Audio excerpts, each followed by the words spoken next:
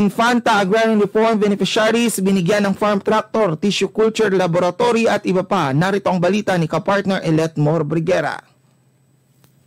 Binigyan ng farm tractor ang mga miyembro ng Infanta Agrarian Reform Beneficiaries, ARBS, at Farmers Association Incorporated mula sa Department of Agrarian Reform Pangasinan. Ito ay upang mapuli equip ang ito sa pagsisimula ng main cropping season ngayong buwan.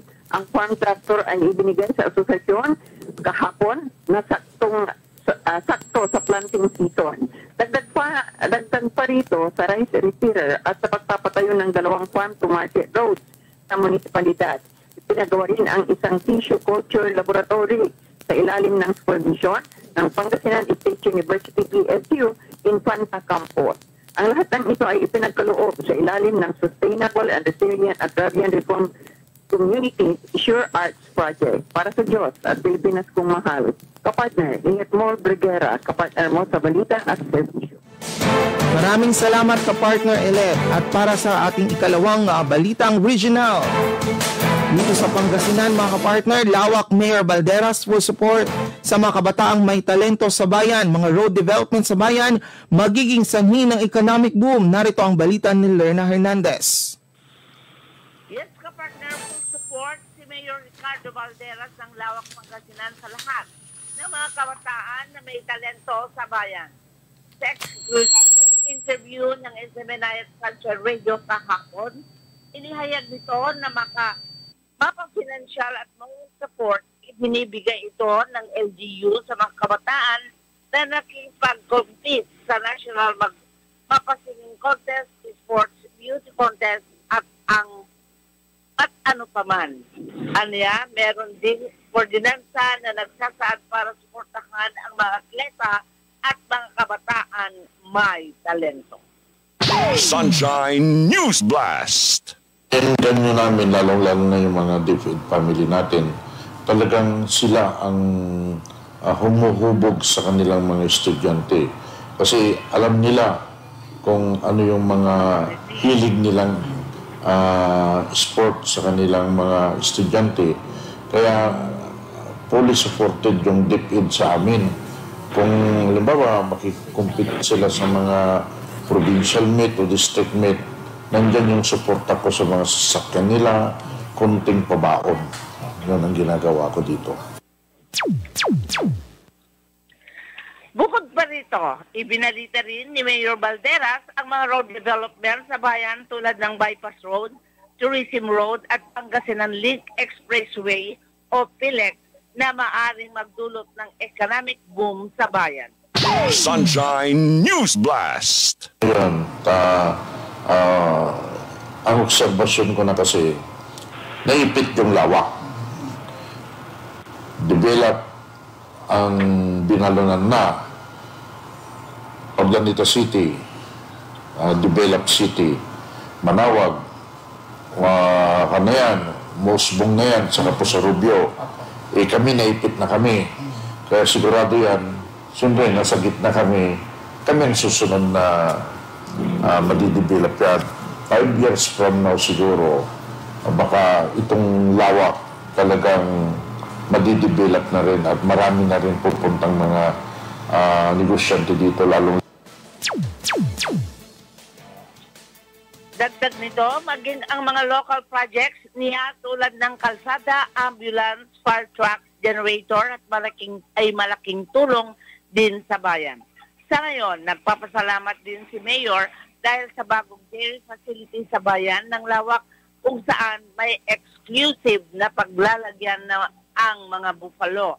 Sa kasalukuyan, ang lawak Pangasinan ay mayroon ng dairy processing facility kung saan nagpo-produce ito ng mga dairy products mula sa gatas ng baka. Para sa Diyos at Pilipinas kong mahal, Lerna Hernandez, kapartner mo sa balita at service. Kauna-unahang National Disability Rights Week pinaghahandaan na ni Dagupan City Mayor Belen Fernandez. Narito ang balita ni Vien Vergavinia. Naghahanda na ngayon ang Dagupan City Government o ni Mayor Belen Fernandez sa gawing kauna-unahang National Disability Week sa darating na ika-17 hanggang ika-19 ng Hulyo taong 2024. Kasama sa naghahanda ang Dagupan City Federated Persons with Disability President mula sa 31 barangay. Layunin ng National Disability Rights Week ang pagsusulong ng rights-based approach at pagkilala sa kakayahan ng mga persons with disabilities sa bisa ng Proclamation number 597 ni President Ferdinand R. Marcos Jr. Tinitiyak ni Mayor na sa aktibong suporta ng Federation pangunguna ng kanilang Presidente Evelyn Fontanilla mula Barangay Pantal at focal person ni Jose Rivera, mas marami pang programa ang magagawa ng lungsod para sa mga may kapansanan. Mas in-empower din ng Dagupan LGU ang 31 Federated Presidents sa paglalaan ng mayora ng 2025 budget ng 1,000 pesos travel allowance para sa mas maraming maabot at matutulungan ang kapansanan. Ito ay maliban sa livelihood at educational assistance sa anak mga persons with disability at iba pang tulong na maaari nating maipahatid sa kanila. Sa darating na Miyerkules ay kikilalanin ng lungsod ng Outstanding Empowered Women with Disabilities at natatayang PWD Incentive Award. Para sa Diyos sa Philippines, kumakiti Jennifer Gadinya, kaparte mo sa balita at servisyo. At Joint Regional and Provincial Nutrition Month isinagawa sa Vigan City, Ilocos Sur kasama ang NNC, DOH Region 1 at si Governor Jerry Singson. Narito naman ang balita ni kapartner Sheila Balog. Isinagawa sa Provincial Farmers Livelihood Development Center, Lavi, Vigan City, Ilocos Sur ang Joint Regional and Provincial Nutrition Month. Ito ay bahagi ng celebration ng 58th Nutrition Month na may temang sapitan sama-sama sa nutrisyong sapat para sa lahat. Kung saan dinaluhan ito ni National Nutrition Council OIC Director Kindle Tulwin-Gatan, DH Region 1 Director Paula Pasi-Jongko, Ilocos Governor Jerry Singson at marami pang iba. Binigyan din ni Gatan na dapat magkaroon ng healthier environment ang mga estudyante. Sunshine News Blast. Nakaroon ng pagtaas ng malnutrition, and I hope isa ito sa bantayan ng ating mga local government unit na ano yung pwede nating maging strategiya para masustain natin yung mababang malnutrition sa among school children during vacation period, and ma-ensure din na ma-implement yung DepEd Order number 13 at ang problema kasi kahit nire-regulate yung binebenta sa school, outside the school, may access pa rin sila sa mga hindi nutritious foods. So nagpaabot din ng kanyang pagsuporta si DOH Regional Director Dr. Paula Pasi-Jongko at anya ang kagawaran ay handang umagapay at tumulong sa mga programa ng NNC para sa kalusugan ng mga Pilipino. Sunshine News Blast. Meron din kaming mga healthy school projects kasi dapat kung wala ang bata sa bahay, or I mean hindi lang sa bahay ang pagbabantay natin sa nutrisyon ng bata, policies in the school as well should be related to nutrition. Personally, nagtungo sa event si Governor Singson upang ipaalam ang mga probinsya para sa nutrisyon. Sunshine News Blast. Yung NSCC, yung Nueva Segovia Consortium of Cooperatives, ay nag-tie up po tayo sa Philippine Carabao, something like that. And we have now the Carabao producing dairy, milk. And we supply the schools for this. At saka yung ating programa dito sa provincial through our nutrition officer, meron tayong targeted area na mga recipient nito. That is why we are, I believe we are compliant sa mga patakaran ng DOH in serving our programs sa mga nutrition. Samantala, patuloy ang panawagan ng Director Gatan ng suporta sa pangnutrisyong programa sa pang mga LGU sa Rehiyon 1. Para sa Diyos at sa Pilipinas kong mahal, Sheila Balog ka partner mo sa Balita at Serbisyo.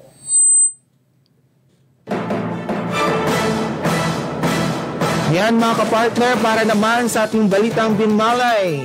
Binmaley MDRMO, tuloy-tuloy ang pagbibigay ng serbisyo anumang oras. Narito naman si kapartner Lerna Hernandez. Tiniyak ni Binmaley MDRRMO, Officer in Charge, Armenia de Los Angeles, na tuloy-tuloy ang pagbibigay ng serbisyo nito sa bayan sa anumang daan. Anumang oras. Sa programang Binmaley Natan, serbisyong muna bago ang sarili. Sa Sunshine Radio, sinabi nito na nakakahanda na rin sila ngayong panahon ng tag-ulan, lalo na sa pagbabantain ng mga low-lying area. Sunshine News Blast. Pito po ang tao ko. 3 pong grupo sila, alternate po sila. 7 po bawat duty po, 24 hours po. Saan naman ni Sir Leon Elorde Castro Jr. palaging nakahanda ang MDRRMO at saksi siya sa kasipagan ng mga personnel ng MDRRMO ng Binmaley sa pamumuno ni De Los Angeles. Dagdag naman ni De Los Angeles, maraming mga napupuntahan ang budget ng MDRRMO. Sunshine News Blast. Kalaman ng lahat, ang MDRRMO po, meron po siyang 5% na calamity fund po mula sa ira ng Binmaley, amounting to 15,529,975.85. Ngayon po, yung mga programs po namin dyan, kasi po 3 po yung serviceable na ambulance po namin. Meron po kaming 2 ipo-purchase for bidding na 2 ambulance. Meron din po kami ipo-purchase na aside from yung rescue truck namin dito na existing, bibili pa rin kami ng isang rescue truck para po i-cater sa mga constituents ng Binmaley. Kasi po alam nyo, yung rescue truck po, hindi lang po yung panggamit na mga hinihiram nila ng mga lalagyan nila po, mga nanghihiram mga school. Ginagamit din po namin yan pag may mga sa living po, mga ganon. Tapos yung mga schools, kung kailangan nila i-tutor yung mga bata na may pupuntahan sila, yun po ang sinasakyan nila. Kasama sa kanilang binibigyan ng serbisyo ang mga biktima at mga pasyente dahil sa aksidente sa sasakyan. At anya, meron na silang mga equipment na nagagamit para sa mga vehicular accidents. Samantala, tuloy-tuloy din ang pagkikipag-isa ng MDRRMO Binmaley sa National Simultaneous Earthquake Drill sa iba't ibang paaralan at mga usali ng bayan. At ngayon, paparating ng ulan, tiniyak din ng ahensya na nakahanda na sila para sa anumang posibleng epekto nito sa mga residente. Para sa Diyos at Pilipinas pong mahal, learner, kapartner mo sa balita at serbisyo. Tribo, Padanom Street Dancers ng San Manuel nakilala na sa iba't ibang lugar. Narito naman ang balita ni kapartner Vien Vergabinia. Nakikilala na sa iba pang lugar ang Tribo Padanom Street Dancer ng San Manuel, Pangasinan. Ito ay inihiyag ni San Manuel Tourism Officer Giovanni Perez sa exclusive interview ng SMNI at Sunshine Radio. Aniya, isa rin itong paraan upang ipakilala na ang bayan ng San Manuel ay abundansya sa tubig. Sunshine News Blast. Bigyan ko lang po kayo ng heads up after po ng fiesta po namin. Isa nga po sa pinakainabangan po dito yung street dancing competition, yung Padanom Festival po. So kami po ay naimbitahan na mag-perform or makisali o makilahok sa isang contest po, street dancing contest sa Mapandan, na kung saan nanalo po ang Tribo Padanom, na ang nag-perform po dito ay ang San Juan National High School. Sila po ay nanalong second runner-up. At naimbitahan rin po kami mag-perform sa Pistay Diet po doon sa Lingayen. So isa po itong parang testamento na parang nakikilala na po ang aming pong bayan bilang isang bayan na nagkakaroon ng abundance of water or mayaman sa tubig. Mauulit nito lamang Marso ay sinagawa ang kauna-unahang pananom o water festival sa bayan. Samantala, patuloy ding sinusuportahan ng bayan ang mga atleta nito at lahat ng mga talento ng San Manuel na sumasabak sa mga kompetisyon mapa sportsman o beauty contest.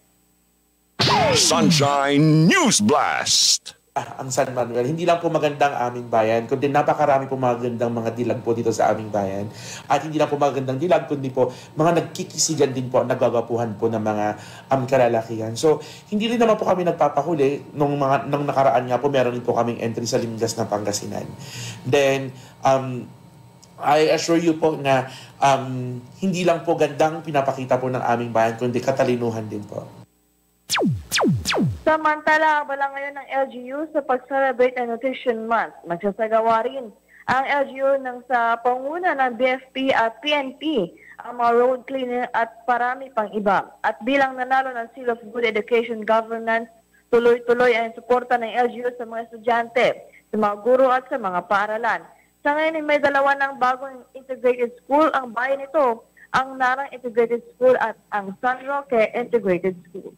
Para sa Diyos sa Pilipinas, Comati, si Denver Gabinia, kapatid mo sa balita at serbisyo. Sa uling balitang lokal mga kapartner, dito sa Alaminos, Pangasinan, tourism industry ng syudad bumabawi na mula sa epekto ng pandemya. Narito naman ang balita ni kapartner J. Miguel Mendoza. Bumabawi na ang turismo ng lungsod ng Alaminos mula sa ilang taon na pananalasa ng pandemya. Isa na rito ang pagtaas ng bilang ng mga tourist arrival sa unang bahagi ng taong kasalukuyan.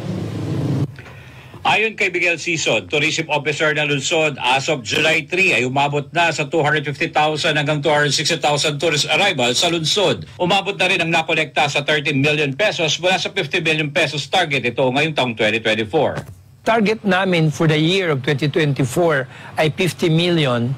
We are very positive that we could reach, if not over, our target. No? Kasi ngayon, there are a lot of improvements that we developed in 100 Islands, yung tinatawag nating product development, na kung saan ito ay pinupuntahan ng ating mga turista. Ani Sison, dinadayo ng mga turista mapalokal man o banyaga ang 100 Islands ng lungsod. Simula nung nakarang taon ay bukas na sa publiko ang Pilgrimage Island at bagong tourism attraction naman ang Ramos Island kung saan matatagpuan ang bonsai garden at iba't ibang structure na Instagrammable ang view kabilang ang love lock. Doon po sa lugar na yon, tinatawag po nating Ramos Island, meron po tayo doon na parang retreat house at saka may coffee shop din po doon sa may taas nun, na kung saan visitors could go there, relax, see the view, 180 degrees ng 100 Islands.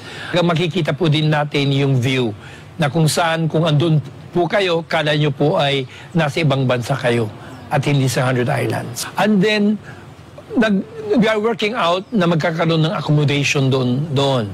Hopefully by next year, na late next year, ay open namin sa public. May 3 zipline na rin na matatagpuan sa 100 Island. At ang isa rito, ang longest zipline na mahigit 500 meter. Ang haba mula sa Governor's Island patungong Virgin Island. Para naman sa mga beginner, meron silang offer na 125-meter zipline na matatagpuan sa Quezon Island. Kabilang din sa attraction, ang Mayor's Island na may special guest house para sa isang pamilya kung saan kumpleto ang amenidad at may libreng breakfast pa. Malaking tulong din anya para sa lungsod, maging sa mga negosyante ng Alaminos City, ang pagdaong ng mga cruise ship mula sa Europa, Amerika, Japan o China dahil mas malaking kikitain nila pagdating sa pagkain, akomodasyon, pagrenta ng bangka hanggang sa pagrenta ng isla. At ang income generating para sa amin, malaking tulong kasi they're renting the island at 120,000 for several hours. Siguro mahaba na yung 6 hours sa kanila. And then, they rent also the boat. Kasi ang mga large boat namin na 2,400, they rent it in a higher price. At ang capacity nila, ayaw na ng maximum. Usually, 6 lang ang gusto nilang capacity. And then, ganun din, ang kumikita rin ang ating mga tour guides kasi every boat dapat may tour guide. And they are also paid by the company.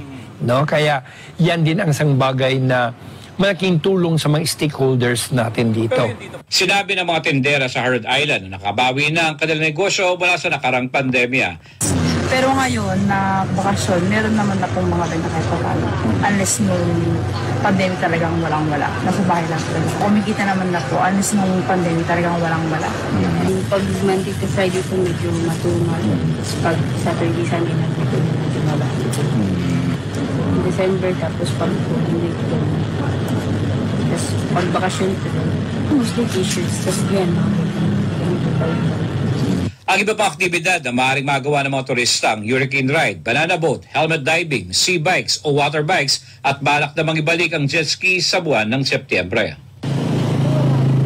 Para naman sa seguridad ng mga turista ay meron silang dagdag na 10 piso para sa insurance fee. Kung sakali man na mayroong hindi inaasang aksidente ay nakahanda ang Sea Ambulance para sa rescue operation na nakahanda rin magbigay ng tulong financial ang lungsod kung kinakailangan. Paso Diyos at Pilipinas Kumahal. J. Miguel Mendoza, SMNI News, Lord Luzon.